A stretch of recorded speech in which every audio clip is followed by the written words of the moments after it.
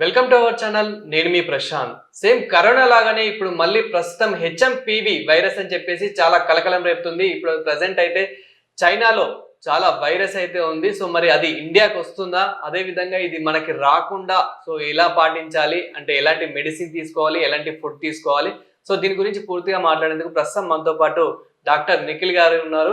So neurologist Nikhil గారు అయితే ఉన్నారు. నమస్తే అండి. నమస్తే అండి ప్రశాంత్ గారు. సార్ ఏంటి, ఇప్పుడు చాలా మంది భయపడుతూ ఉన్నారు, మళ్ళీ కరోనా టైప్ ఒక వైరస్ వస్తుంది అని చెప్పేసి. సో మరి మన ఇండియాకి కూడా వైరస్ అనేది రాబోతుంది అంటారా? ఇప్పుడు హెచ్ఎంపివి వైరస్ అంటే హ్యూమన్ మెటా న్యూమో వైరస్ దాని పేరు. ఓకే, సో ఇది కొత్త వైరస్ ఏం కాదు. ఇది మనకి ఎన్నో ఏళ్ల నుంచి, ఎన్నో దశాబ్దాల నుంచి మనకు తెలిసిన వైరసే ఇది. ఇది సీజనల్ గా ఇన్ఫెక్షన్ అన్నది వస్తూ ఉంటది, చేస్తూ ఉంటది. కానీ ఈసారి మనకి తెలిసిన కొన్ని వార్తలు ఏం చెప్తున్నాయి అంటే, చైనాలో చాలా హాస్పిటల్స్ లో ఈ ఊపిరితిత్తుకి సంబంధించిన ఇబ్బందులతోని, రోగాలతోని చాలా మంది అడ్మిట్ అవుతున్నారు అన్నది ఒకటి రెండు రీల్స్ లో అలా మనం వైరల్ కావటం అన్నది చూసాము. ఇప్పుడు ఈ వైరస్ అయితే జనరలీ అంత అంటే దీని విర్యులెన్స్ అంటే ఒక మనిషి నుంచి ఇంకో మనిషికి సోకే ఏదైతే దాని పవర్ ఉంటుందో అది మాత్రం ఎక్కువగా ఉంటుంది దీనిది. కానీ దాని తీవ్రత అంటే ఇన్ఫెక్షన్ వచ్చి బాగా లంగ్ డ్యామేజ్ చేసే గుణాలు కానీ ఇంతకుముందు అయితే అంత ఎక్కువగా లేకుండే ఈ వైరస్ లో. కానీ దీంట్లో వేరియేషన్స్ కానీ దీంట్లో కొద్దిగా అంటే సీజన్ కి, సంవత్సరానికి దాంట్లో మార్పులు అన్నది జరగడం మనం చూస్తూనే ఉన్నాము. ఈవెన్ కోవిడ్ కూడా చూస్తే మనము అంటే ఫస్ట్ వచ్చిన కోవిడ్ కి, రెండోసారి వచ్చిన కోవిడ్ కి, మూడోసారి వచ్చిన కోవిడ్ కి కూడా చాలా మార్పులు అనేవి జరిగినవి. ఇప్పుడు ఇది కూడా ఇప్పుడు ఫస్ట్ నేను చెప్పేది ఏంటంటే, మనమైతే దీని గురించి చాలా టెన్షన్ పడటం కానీ, బాగా ప్యానిక్ అవ్వటం కానీ అయితే కావద్దు. కానీ కాషియస్ గా ఉండాలి. అంటే ఇప్పుడు మనం కోవిడ్ టైంలో ఏవేవైతే మనము పద్ధతులు, ప్రికాషన్స్ నేర్చుకున్నామో, అంటే మాస్క్ పెట్టుకోవటం ఒకటి, నెక్స్ట్ చేతులు శానిటైజేషన్ చేసుకోవటం కానీ, కొద్దిగా సోషల్ డిస్టెన్సింగ్ చేయటం కానీ, ఇవన్నీ చేయటం అయితే మంచిది. ఇంకొకటి అన్నిటికంటే ఇంపార్టెంట్ ఏంటంటే, ఇది కూడా ఈ వైరస్ ఎలాంటిది అంటే ససెప్టబుల్ పాపులేషన్ నే ఎక్కువగా ఎఫెక్ట్ చేస్తుంది. అంటే చిన్నపిల్లలు, లేకపోతే మరి ఎల్డర్లీ పీపుల్, వృద్ధులు, అండ్ డయాబెటిస్ కానీ ఇలాంటి వేరే రోగాల నుంచి, కోమార్బిడ్ కండిషన్స్ అంటే గుండె జబ్బు కానీ, కిడ్నీ జబ్బు కానీ, షుగర్ ఎక్కువగా ఉండటం కానీ, ఎక్కువ బరువు ఉండటం కానీ, ఇలాంటి పాపులేషన్ ఎవరైతే ఉంటారో వీళ్ళకి ఎక్కువ ఇబ్బందులు కలిగించే అవకాశం ఉంటుంది. సో ఇలాంటి వాళ్ళు చాలా కేర్ఫుల్గా ఉండాలి. నార్మల్ పబ్లిక్ కంటే కూడా, నార్మల్ పబ్లిక్ కూడా కేర్ఫుల్ ఉండాలి, కానీ ఇలాంటి వాళ్ళైతే ఇంకా ఎక్కువ కేర్ఫుల్ ఉండాలి. ఇంకా ఇప్పుడు ఇవి వచ్చే ఇబ్బందుల గురించి మాట్లాడితే, జనరల్గా అయితే ఇవి సేమ్ కోవిడ్ లాగానే ఊపిరితిత్తులకు సంబంధించిన ఇబ్బందులనే కలిగిస్తుంది. అంటే దగ్గు కానీ, తెమడ కానీ, ఆయాసం కానీ, అండ్ కొంతమందిలో నేను చెప్పిన ఆ కొంతమందిలో హాస్పిటల్లో అడ్మిట్ అయ్యి కొద్దిగా ఆక్సిజన్ అవసరం కానీ, బేసిక్ సపోర్టివ్ మెడికేషన్ కానీ, అండ్ ఇంకా సివియర్ కేసెస్లో చాలా చాలా తక్కువ మందిలో కొద్దిగా అంటే బైపాప్ కానీ, వెంటిలేటరీ సపోర్ట్ కానీ అవసరం పడే అవకాశం. అంటే మోస్ట్లీ ఇది కరోనా అంత ఇది ఉందంటారా? ఇప్పటి వరకు అయితే మనకి అంత డీటెయిల్డ్ డేటా అయితే చైనా నుంచి ఇంకా అంత బయటికి రాలేదు. WHO కూడా పెద్ద అంత అంటే ఇప్పుడు మనం ఆందోళన చెందే పరిస్థితి వచ్చింది అనేటట్టుగా ఏం స్టేట్మెంట్ అయితే ఇష్యూ చేయలేదు. కానీ మనం కేర్ఫుల్ ఉండడం అయితే మంచిది. ఇన్ కేస్ ఈ వైరస్ కనుక వస్తే మనకి ఎలాంటి సిమ్టమ్స్ అనేవి ఉంటాయి ముందు? సిమ్టమ్స్ గురించి మాట్లాడితే నేను చెప్పినట్టు ఫస్ట్ ఊపిరితిత్తులకు సంబంధించిన సిమ్టమ్స్ అంటే దగ్గు, తెమడ, ఆయాసము, అండ్ వీటితో పాటు సేమ్ మనం కోవిడ్కి చేసుకున్నట్టే ఆక్సిజన్ కొద్దిగా ఇలాంటి సిమ్టమ్స్ ఉన్నాయి అంటే దానికి బేసిక్ మెడికేషన్ తీసుకోవటం, ఆక్సిజన్ లెవెల్ని మానిటర్ చేయటం, ఇవి మనం చేసుకోవాలి.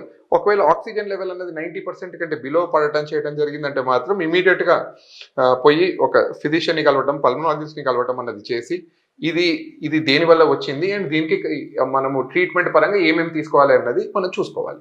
అదేవిధంగా మనం లాస్ట్ టైం చూసుకున్నట్లయితే, అంటే కరోనా టైంలో చూసుకున్నట్లయితే కనుక మోస్ట్లీ అంటే బిలో 5 years, బిలో 10 years వరకు ఎవరికి రాలేదు. అంటే చిన్నపిల్లలకి కొంచెం ఎక్కువ ఉంటుంది పవర్ అని చెప్పేసి రాలేదు. మరి ఇది అంటే ఎక్కువ ఏ ఏజ్ వాళ్ళకి వస్తుంది? ఇది ఇప్పుడు పిల్లల్లో కూడా ఇది మాత్రం ఈ స్పెసిఫిక్ వైరస్ మాత్రం పిల్లలలో, టీనేజర్స్ లో కూడా ఎక్కువగా వచ్చే అవకాశం ఉంటుంది. అండ్ వాళ్ళు కాకుండా ససెప్టబుల్ పాపులేషన్, నేను అన్నట్టు ఎవరైతే వీక్ ఉంటారో, ఎవరైతే బరువు ఎక్కువ ఉంటారో, వేరే షుగర్ లాంటి వ్యాధులు ఉంటాయో, కిడ్నీ ఇబ్బందులు ఉంటాయో, గుండె ఇబ్బందులు ఉంటాయో, వీళ్ళకి సోకే అవకాశాలు కానీ, వీళ్ళలో తీవ్రత ఎక్కువ ఉండే అవకాశాలు కానీ ఉంటాయి. సో ఇలాంటి వైరస్ ని మన దాకా రాకూడదు అని అంటే ఎలాంటి ఫుడ్ తీసుకుంటే బెస్ట్ అంటారు? అదేవిధంగా ఎలాంటి మెడిసిన్ తీసుకుంటే బెస్ట్ అంటారు? ఇప్పుడు మెడిసిన్ అన్నది అయితే కొద్దిసేపు పక్కన పెడదాము, ఎందుకంటే రోగం లేకుండా మెడిసిన్ తీసుకోవటం అన్నది అయితే మనము ముందు కూడా కరెక్ట్ కాదు, ఇప్పుడు కూడా కరెక్ట్ కాదు, రేపటి రోజు కూడా కరెక్ట్ కాదు. ఇప్పుడు ఫుడ్ గురించి మాట్లాడితేనైతే ఇప్పుడు ఈ వైరస్ ఉందా లేదా అన్నది కూడా పక్కన పెట్టండి. మనము మన బాడీని ఫిట్ గా స్ట్రాంగ్ గా ఇమ్యూనిటీ అన్నది మంచిగా పెట్టుకునేటట్టుగా మనము రోజు ప్రయత్నం చేయాలి. ఈ వైరస్ వచ్చిందని కొత్త ప్రయత్నం ఏం చేయాల్సిన అవసరం లేదు.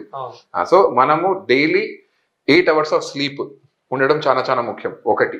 రెండోది 45 minutes ఫిజికల్ యాక్టివిటీ ఉండడం చాలా చాలా ఇంపార్టెంట్. అండ్ డైట్ గురించి మాట్లాడితే హెల్దీ డైట్ అంటే సాచురేటెడ్ ఫుడ్స్ కానీ జంక్ ఫుడ్ కానీ అవాయిడ్ చేసి కాంప్లెక్స్ కార్బోహైడ్రేట్స్ అంటే తినే పదార్థాలు కూడా రైస్ అవన్నీ ఉండొచ్చు, కానీ వెజిటేబుల్ ఇంటేక్ ఎక్కువ ఉండాలి, ఫ్రూట్స్ ఇంటేక్ ఎక్కువ ఉండాలి, దాంతోపాటు ప్రోటీన్. అంటే ఇప్పుడు నాన్ వెజిటేరియన్స్ తినే వాళ్ళు అయితేనేమో ఎట్లాగో ఎగ్ నుంచి కానీ చికెన్ నుంచి కానీ మన మటన్ నుంచి కానీ ఆ ఫిష్ నుంచి ఇలాంటి వాటి నుంచి ప్రోటీన్ వచ్చేస్తుంది. వేరే వెజిటేరియన్స్ గురించి మాట్లాడితే మాత్రము మనకి ప్రోటీన్ ఇంటేక్ వచ్చేది పప్పుల నుంచి, టోఫు నుంచి, పన్నీర్ నుంచి, అదే విధంగా సోయాబీన్స్ ఇవన్నీ ఏవైతే ఉంటాయో ఇలాంటివి ఎక్కువగా తీసుకోవటం అన్నది ఉండాలి. అండ్ ఇవన్నీ కాకుండా వాటర్ ఇంటేక్ కూడా around 3 to 4 liters per day. ఇవి అన్నది కన్సిస్టెంట్ గా మనం సంవత్సరం పొడుగున చేయాల్సిన విషయాలు. ఇవి చేస్తే ఇమ్యూనిటీ బాగుంటది, షుగర్ లాంటి బీపీ లాంటి రోగాలు దూరం ఉంటాయి. అప్పుడు ఇమ్యూనిటీ పవర్ అన్నది మంచిగా ఉండి ఇలాంటి రోగాలు వచ్చినప్పుడు కూడా మనము దాన్ని తట్టుకునే పరిస్థితి అన్నది బాడీకి ఏర్పడుతుంది. ఎందుకు మరి ప్రతిసారి చైనా నుండే మొదలవుతున్న ఇలాంటి వైరస్లు? అంటే ఎందుకు వాళ్ళు ఏదైనా మిస్టేక్ చేస్తున్నారు అంటారా అక్కడ? ఇప్పుడు చైనా నుంచి వచ్చే ఇన్ఫర్మేషన్ అన్నది మీకు కూడా తెలుసు, నాకు కూడా తెలుసు. అక్కడ నుంచి ఇన్ఫర్మేషన్ అన్నది మనము వేరే దేశానికి సోకిన తర్వాతనే మనకి తెలుస్తుంది తప్ప లోపల ఏం జరుగుతుందన్న మాట మన ఎవరికి తెలియదు. సో ఇప్పుడు దాని గురించి జడ్జిమెంట్ ఇవ్వటము మీకు ఎంతైతే క్యాలిబర్ ఉన్నదో నాది కూడా అంతే, నేను చెప్పాల్సింది అయితే. అండ్ ఒకవేళ మీరు ఇప్పుడు కొన్ని సిమ్టమ్స్ అయితే చెప్పారు, ఆ సిమ్టమ్స్ లో కొందరికి అంటే దగ్గు లాంటివి కానివ్వండి, అంటే అలాంటివి ఏదైనా సిమ్టమ్స్ వస్తే కనుక సో ఎలాంటి కేర్ తీసుకుంటే బెస్ట్ అంటారు? ఇప్పుడు ఫస్ట్ నేను చెప్పేది ఏంటంటే, ఇప్పుడు దగ్గు కానీ తెమడ కానీ జ్వరం కానీ ఆయాసం కానీ ఇలాంటి సిమ్టమ్స్ వస్తే ఫస్ట్ భయపడకండి, ఫస్ట్ ప్యానిక్ అవ్వకండి. అది చాలా చాలా ఇంపార్టెంట్. అంటే ఇదేదో కోవిడ్ లాగా ఉంది చేసింది అన్నది అది పక్కన పెట్టండి ఫస్ట్. సెకండ్, మీరు ఇంట్లో ఎవరైతే వృద్ధులు ఉంటారో చేస్తారో చిన్న పిల్లలు ఉంటారో వాళ్ళ నుంచి అయితే దూరంగా ఉండండి, అది కూడా చాలా చాలా ఇంపార్టెంట్. రెండు, అండ్ ఇమీడియట్ గా పోయి ఒక డాక్టర్ని కలిసి టెస్టింగ్ చేయించుకోండి. అంటే ఇది ఏముండొచ్చు అంటే చాలా వరకు వైరస్ ఇన్ఫెక్షన్ తో కూడిన ఇన్ఫెక్షనే ఉంటది. ఇది అంటే ఇన్ఫ్లుయెన్జా ఉండొచ్చు, కోవిడ్ కి సంబంధించిన గుణాలు ఉండొచ్చు, లేదంటే వేరే ఏ వైరసెస్ అన్నవి 100 వైరస్లు ఉంటాయి, దాంట్లో ఏ వైరల్ ఇన్ఫెక్షన్ అయినా ఉండొచ్చు. కానీ మనం చూడాల్సింది ఏ ఇన్ఫెక్షన్ కంటే తీవ్రత ఎంత ఉందన్నది డాక్టర్ చూస్తాడు. అంటే లంగ్స్ ఎంతవరకు ఇన్వాల్వ్ అయింది, దాంట్లో ఎంతవరకు డ్యామేజ్ ఉన్నది. అంటే ఈయనకి ఉట్టి ఒక 5-6 రోజులు గోళీలు పెట్టి ఇంటికి పంపిస్తే సరిపోతుందా, లేదంటే ఆయన హాస్పిటల్లో ఒక 2-3 రోజులు వచ్చి ఇంజెక్షన్స్ తీసుకోవటం కానీ ఆక్సిజన్ సపోర్ట్ కానీ ఇంకా క్లోజ్ మానిటరింగ్ కానీ అవసరం ఉందా అన్నది ఆయన డిసైడ్ చేస్తాడు. సో అందుకనే నా అభిప్రాయం ఏంటంటే, మీకు ఇలాంటి సిమ్టమ్స్ ఉంటే ఫస్ట్ అయితే వెళ్ళి డాక్టర్ని కలవండి. కలిసిన తర్వాత ఆయన తీవ్రత చూసి దాన్ని బట్టి ఆయన ఇంకా స్పెసిఫికలీ మీకున్న ఇబ్బంది ఏంటో చెప్తాడు. దాన్ని బట్టి మనం వైద్యం ఎలా చేయాలి, మీరు జాగ్రత్తలు ఏం తీసుకోవాలో కూడా చెప్పడం అన్నది జరుగుతుంది. అదేవిధంగా మనం కరోనా టైంలో చూసుకున్నట్లయితే కనుక కోవిషీల్డ్ ఇలాంటివి ఇంజెక్షన్స్ తీసుకున్నాం కదా, ఆ ఇంజెక్షన్ ఏంటివి దీనికి ఉపయోగపడతాయి అంటారా? సో కోవిషీల్డ్ కానీ కోవాక్సిన్ గురించి మాట్లాడితే అవి వ్యాక్సిన్స్. అంటే మనము ఇంకా దాన్ని అంటే ముందు జాగ్రత్తతోని మనకి అవి రాకుండా మనల్ని కాపాడతాయి. ఇప్పుడు ఈ వైరస్ గురించి మాట్లాడితేనైతే ఇప్పటివరకైతే దీనికి వ్యాక్సిన్ అనేది అయితే లేదు. మనం ఇప్పటివరకైతే అది కనుక్కోవడం అనేది జరగలేదు. వచ్చే కాలంలో ఒకవేళ నిజంగా అంత ఇన్ఫెక్షన్స్ వచ్చి దాని తీవ్రత ఉండి చేసింది అంటే మళ్ళీ మనము డెవలప్ చేస్తామేమో, అది రేపటి విషయము. కానీ ఇప్పటివరకైతే దానికి అవసరం పడలేదు, ఇప్పటివరకైతే లేవు. లాస్ట్ టైం మనకి కరోనా టైంలో అయితే అంటే కరోనా చైనాలో మొదలై ఇండియా వరకు వచ్చింది, మరి ఈ వైరస్ కూడా వచ్చే అవకాశం ఉంది అని అనుకుంటున్నారా? ఇప్పుడు ఈ వైరసెస్ ఎలా అంటే, నేను ఫస్టే చెప్పాను ఒక మాట ఏంటంటే, ఇది హైలీ కంటేజియస్. అంటే మనము ఒక మనిషి నుంచి ఇంకో మనిషికి స్ప్రెడ్ అవ్వటం అన్నది చాలా ఫాస్ట్గా ఉంటుంది దీనికి. ఓకే, సో జనరలీ ఇంత హైలీ కంటేజియస్ ఉన్న దాంట్లో అండ్ ఇప్పుడు మన ప్రపంచం ఎలా అయిపోయిందంటే ఒక గ్లోబల్ విలేజ్ అయిపోయింది. మీరు ఎంత వద్దనుకున్నా కూడా ఒక మనిషికి ఇంకో మనిషికి కాంటాక్ట్ అన్నది ఉంటది. ఒక దేశం నుంచి ఇంకో దేశానికి ఎంతో అంటే ట్రేడ్ అనుకోండి, కమ్యూనికేషన్ అనుకోండి, రావటం పోవడం అన్నది 100% జరుగుతూనే ఉంటది. సో ఇప్పుడు ఇన్ఫెక్షన్ ని కంట్రోల్ చేయడానికి చాలా గవర్నమెంట్స్ చాలా కష్టం పడతారు. ఈవెన్ ఇండివిజువల్ కూడా మనం కూడా చాలా అంటే ప్రికాషన్స్ తీసుకుంటాము. అయినప్పటికీ కూడా అది స్ప్రెడ్ అన్నది మొత్తానికి జీరోకి చేయడం అన్నది ప్రాక్టికల్ కొద్దిగా ఇంపాసిబుల్ అనేదే నా అభిప్రాయం. అదేవిధంగా అంటే చాలా మంది చెప్తూ ఉంటారు బయట నుంచి వచ్చాక కొంచెం వేడి నీళ్ళతో స్నానం చేయండి, పసుపు నీళ్ళు అది అని చెప్తూ ఉంటారు. సో మీ డాక్టర్ ద్వారా అంటే మీరేం చెప్తారు? Yeah, as I already said, దీంట్లో మనము కాషియస్ ఉండి ఇంట్లో ఎవరైతే ఇలా మరీ చిన్న వాళ్ళు కానీ మరీ ఎల్డర్లీ ముసలి వాళ్ళు కానీ వీళ్ళని మాత్రం కాపాడటం మన డ్యూటీ. సో వాళ్ళని మాత్రము కొద్దిగా కాషియస్ గా పెట్టి వాళ్ళని మాత్రం ఐసోలేట్ చేయండి. అండ్ మీరు ఎంటర్ అయినప్పుడు చేతులు కడుక్కోవటం కానీ, మీరు స్నానం చేయటం కానీ, మీరు అన్నట్టు పసుపుతో స్నానం చేయటం కానీ, any antiseptic for that matter of fact. So antiseptic తో స్నానం చేసి, సో దట్ మనం బాడీలో ఏమన్నా వైరస్ మన స్కిన్ మీద కానీ దాంతో పాటు మనం ఇంటికి తీసుకెళ్లకుండా బయటనే దాన్ని పెట్టేసి లోపల పోయిన వాళ్ళం అవుతాము. సో ఇంట్లో వాళ్ళని కాపాడడానికి all those measures are good. So I would recommend, please do that. Thank you sir.